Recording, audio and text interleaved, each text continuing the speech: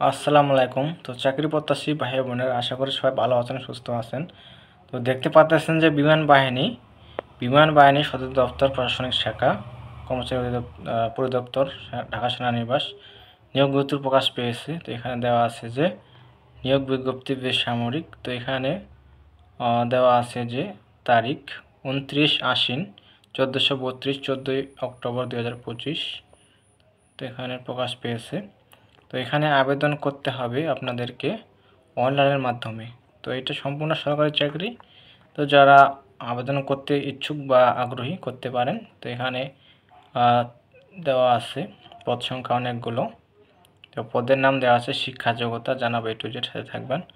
তো এটা কোন পত্রিকা প্রকাশ পেয়েছে, কার যদি প্রশ্ন থেকে থাকে এটা দেওয়া আছে। এই যে এখানে দেওয়া আছে কালের কণ্ঠে 17ই অক্টোবর 2025 ইংরেজি। তো আজ আবেদন করার পদ্ধতি দেওয়া আছে, অনলাইনে করা লাগবে। তো আবেদন শুরু হওয়ার দিন দেওয়া আছে, আবেদন শুরুর দিনের সময় দেওয়া আছে 19 অক্টোবর 2025 ইংরেজি সকাল 10 ঘটিকা হতে। আবেদন শেষ তারিখ বা লাস্ট ডেট দেওয়া আছে 8 নভেম্বর 2025 ইংরেজি বিকাল 5 ঘটিকা। তো কোন লিঙ্কে গিয়ে আপনারা আবেদন করবেন এই যে দেওয়া আছে, এই লিঙ্কে গিয়ে আবেদন করতে হবে। ওয়েবসাইট দেওয়া আছে, অনলাইনে আবেদন website join air force CIV PAFMILBD ওয়েবসাইটে আবেদন করতে পারবেন। তো এখানে বিস্তারিত জানাবো, সাথে থাকবেন। আর যারা সরকারি চাকরি নিয়োগ গতি পেতে চান, আমার ইউটিউব চ্যানেলে এখনও সাবস্ক্রাইব করেন নাই, অবশ্যই চ্যানেলকে সাবস্ক্রাইব করে সাথে থাকবেন। তো সকল ধরনের সরকারি নিয়োগ গতি আসলে আপলোড দিই আপনাদের উদ্দেশ্যে। তো এখানে দেখতে পাচ্ছেন যে 1 থেকে 50 নং পদে দেওয়া আছে আয়া পদে দেওয়া আছে 20তম গ্রেড বেতন দেওয়া হবে 8,250 থেকে 20,010। পদ সংখ্যা দেওয়া আছে একজন, শিক্ষাযোগ্যতা মান থাকতে হবে শিক্ষিত বোর্ড হতে মাধ্যমিক সার্টিফিকেট বা সমপর্যায়ে উত্তীর্ণ। এখানে মেট্রিক পাস থাকলে এই পদে আবেদন করতে পারবেন। তারপর দেওয়া আছে 49 পদে পরিচ্ছন্নতা কর্মী অর্থাৎ ক্লিনার। এখানে দেওয়া আছে 50 জন পরিচ্ছন্নতা কর্মী, 50 জন লোক নেওয়া হবে। এখানে দেওয়া আছে জুনিয়র স্কুল সার্টিফিকেট বা সমান পরীক্ষায় উত্তীর্ণ। তারপর দেওয়া আছে ওয়াচম্যান 48 নং পদে দেওয়া আছে ওয়াচম্যান। এই পদে দেওয়া আছে 5 জন লোক নেওয়া হবে এই পদে। শিক্ষা জগতে দেওয়া আছে মাধ্যমিক স্কুল সার্টিফিকেট, এসএসসি পাস থাকলে আবেদন করতে পারবেন। তারপর দেওয়া আছে সহকারী বাবুর্চি দেওয়া আছে একজন, শিক্ষাগত মান থাকতে হবে। এখানে দেওয়া আছে জুনিয়র স্কুল সার্টিফিকেট, এখানে 1 বছরের অভিজ্ঞতা থাকতে হবে। তারপর দেওয়া আছে মালি 46 নং পদে 12 জন দেওয়া আছে মালি পদে, সেম দেওয়া আছে এখানে জুনিয়র স্কুল সার্টিফিকেট পাস থাকতে হবে। তারপর দেওয়া আছে 45 নং পদে ওয়াটার ক্যারিয়ার, দেখতে পাচ্ছেন ওয়াটার ক্যারিয়ার। এখানে দেওয়া আছে যে 4 জন পদ সংখ্যা এবং শিক্ষাগত মান থাকতে হবে, কোন শিক্ষিত বোর্ড হতে জুনিয়র স্কুল সার্টিফিকেট বা সনদ উত্তীর্ণ হতে হবে।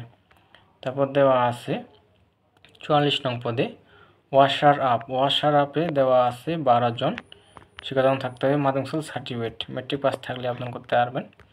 তারপর দেওয়া আছে মেস ওয়েটার পদে 12 জন দেওয়া আছে, সেম দেওয়া আছে মাধ্যমিক স্কুল সার্টিফিকেট, এসএসসি পাস থাকতে হবে। তারপর দেওয়া আছে 42 নং পদে বাবুর্চি দেওয়া আছে 46 জন, অসংখ্য জন লোক নেওয়া হবে এই পদে। এখানে দেওয়া আছে যে কোন স্বীকৃত বোর্ড হতে জনসল সার্টিফিকেট বা সনদপরীক্ষায় উত্তীর্ণ এবং রান্ধন কাজে অনন্য 1 বছরের অভিজ্ঞতা থাকতে হবে। এখানে দেওয়া আছে বাবুর্চি পদে যারা রান্না কাজ করে থাকে তাদের 1 বছর লাগবে অভিজ্ঞতা। তো এখানে দেওয়া আছে 41 নং পদে লস্কর ওয়ার্ড বয় দেওয়া আছে একজন, শিক্ষাযোগ্যতা থাকতে হবে মাধ্যমিক স্কুল সার্টিফিকেট বা সমান পরীক্ষায় উত্তীর্ণ। তারপর দেওয়া আছে এখানে লস্কর ফায়ার ফাইটার একজন দেওয়া আছে, শিক্ষাযোগ্যতা দেওয়া আছে মাধ্যমিক সার্টিফিকেট। তারপর দেওয়া আছে লস্কর স্পোর্টস মার্কার 2 জন দেওয়া আছে, মাধ্যমিক স্কুল পাস থাকতে হবে। তারপর দেওয়া আছে লস্কর বার্ড শুটার, এখানে দেওয়া আছে একজন দেওয়া আছে, এসএসসি পাস থাকতে হবে। তারপর দেওয়া আছে মেকানিক্যাল ট্রান্সপোর্ট গিজার এই পদে 9 জন দেওয়া আছে, মাধ্যমিক সার্টিফিকেট পাস থাকতে হবে।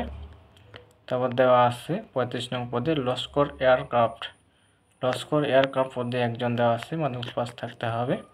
তারপর দেওয়া আছে লস্কর দেওয়া আছে 27 জন, শিক্ষাগত মান থাকতে হবে, কোনো স্বীকৃত বোর্ড হতে মাধ্যমিক স্কুল সার্টিফিকেট বা সমান পরীক্ষা উত্তীর্ণ হতে হবে। তারপর দেওয়া আছে 33 নং পদে অফিস সহায়ক পদে এখানে 20তম গ্রেড বেতন দেওয়া হবে 8,250 থেকে 20,010, পদ সংখ্যা 5 জন দেওয়া আছে।